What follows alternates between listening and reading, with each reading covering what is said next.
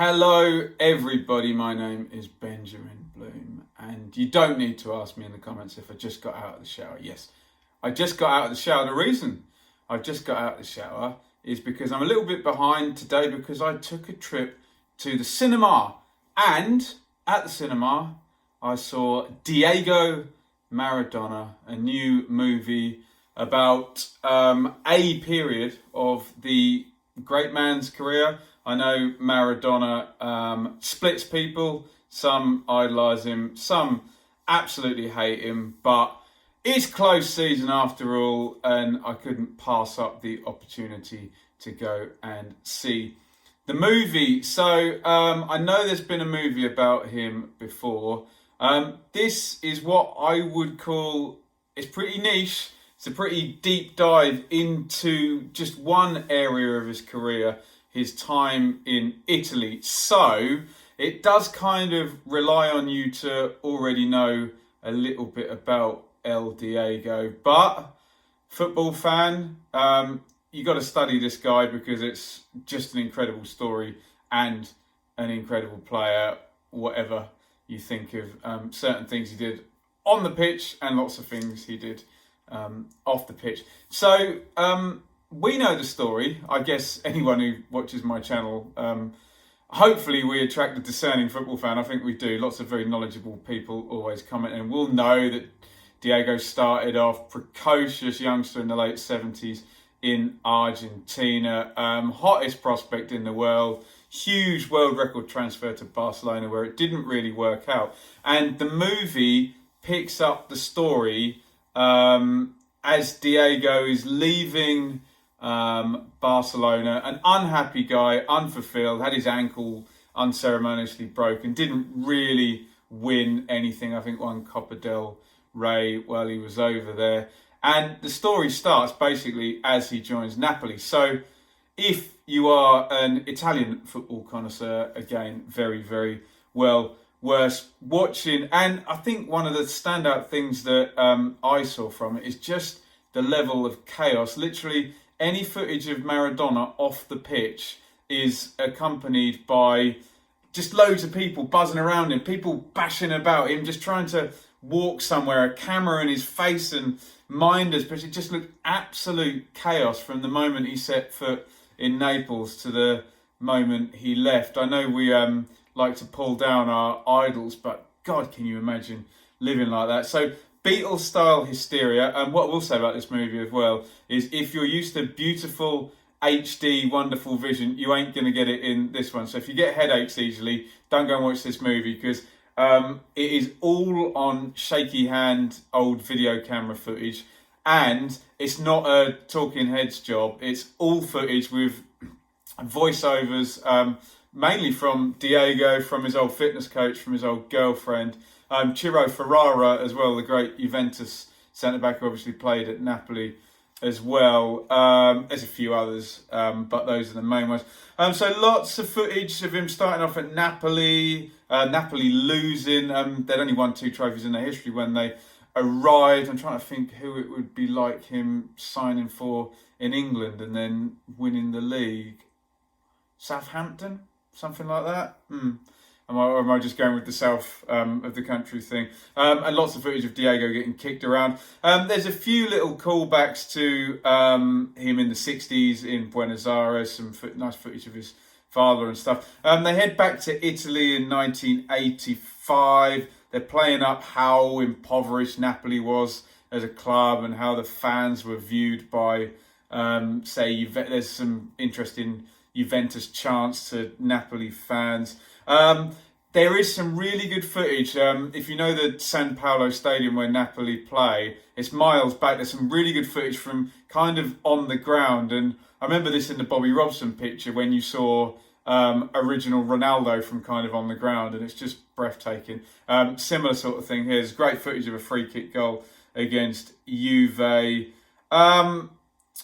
We start seeing the weird links up with the mafia and things like that. And the movie does start to turn into a kind of rise and fall type narrative. So it's, I was thinking about the movie about Queen, the Bohemian Rhapsody movie, where it all peaks with them performing at Live Aid.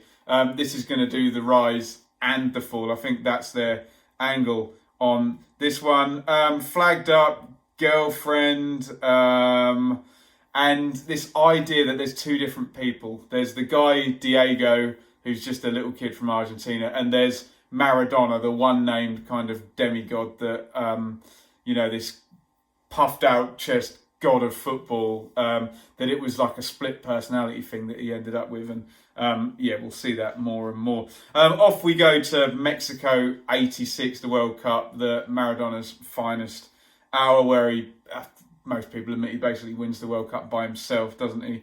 In that 3-5-2 system where he could really do what he likes with 7 people behind him doing basically covering. Obviously scores versus Italy. Here comes the game against England, and there's a Italian football historian, I forget, is it John Foote possibly, says that this game sums up his life because you get the cheating and the despicable followed by the breathtaking brilliant, and well, that's within 5 minutes, isn't it?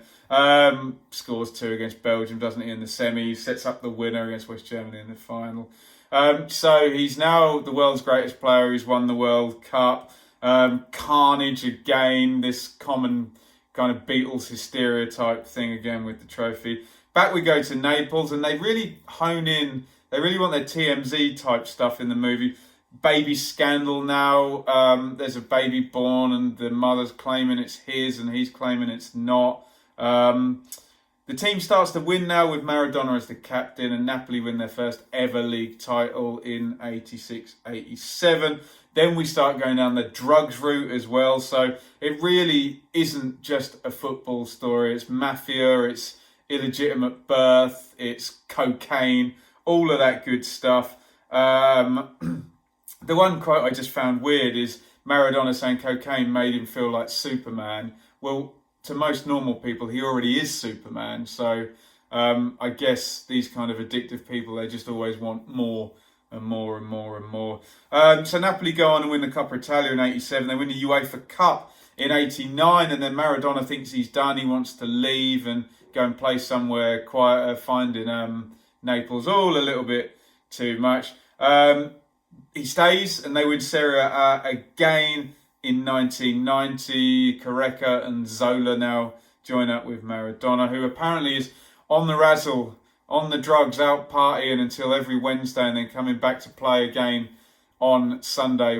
I don't know if that type of player is gone now, with super fitness and drug testing and everything of that nature.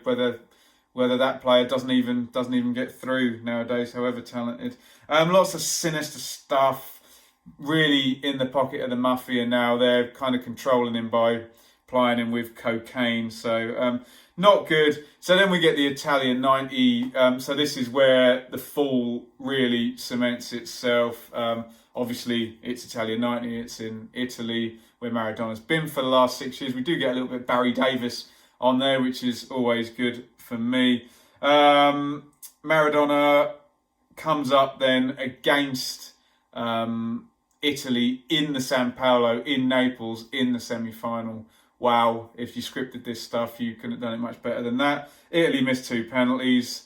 Maradona scores his penalty.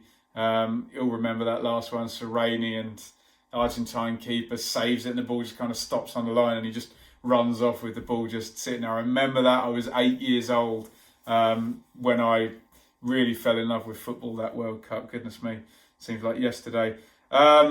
So Italy now turns on him. There's footage of him in the final. All the local fans are booing the Argentine national anthem, and you can hear him audibly saying, sons of bitches, all of you, as they're saying it. Incredible story. And then the fool just completes himself, and the conspiracy is that they just wanted to take him down at this point. So there's a phone tapping scandal, and they actually play the tapes of Maradona ordering drugs and prostitutes. He gets done with possession with intent to traffic, gets fined 5 million. I guess would that have been, no, 5 million lira is nothing. Must have been dollars, I guess, at the time, mustn't it? Suspended jail sentence. Drug testing then becomes mandatory, and literally the first time he could get drug tested, he fails that, and they ban him for a year, and then FIFA ban him all around the world. So Diego seems to think that the whole world is kind of out to get him, but well, maybe some of his behaviours maybe forced that rather than any turn by the Italian public football authorities. So he gets the ban and literally just hightails it out of Italy, which is kind of where their story ends. They pick him up in Buenos Aires and he's arrested there as well. They end the story quite sadly. They don't really go to any of that stuff in the '94 World Cup of him, off his face scoring against Greece again. Don't really touch on anything else other than they cut to 2004 and obviously his weight ballooned afterwards and he's going on an interview and it's really sad because he's talking about being in a psychiatric unit and having to follow the rules even if he wants to have a conversation. So then it's very, very sad because he's crying in this kind of high-pitched voice and he just sounds like a poor kid. So I enjoyed the movie because if you watch my channel, you'll know that I'm a complete football nerd. I'm quite interested in people's thoughts on Maradona. I think that football is about the entertainment and it's about the story and the stakes as much as anything else. So I love the guy. I think it's an incredible story. I think he's an incredible player. And just the one thing you get from the footage is literally all the goals they show Napoli scoring is Maradona in the 10 position, just driving at defenders, either taking them on, getting past them, or getting the crap kicked out of him, as they could do in those days with the referees a little more lenient than they are today, is a bit of an understatement. It is a bit of a deep dive, so there's a lot of it is subtitled because they're speaking in a foreign language. There's no talking heads. The footage is old school. So I would suggest use the other movie from earlier in the century as a jumping off point. But if you really think you know your football and you want a deep dive into Maradona in Italy, definitely worth having a look. And I would recommend it from that point of view. But you might be disappointed if you haven't already kind of done your homework on either Italian football or Maradona himself. So, but give it a look.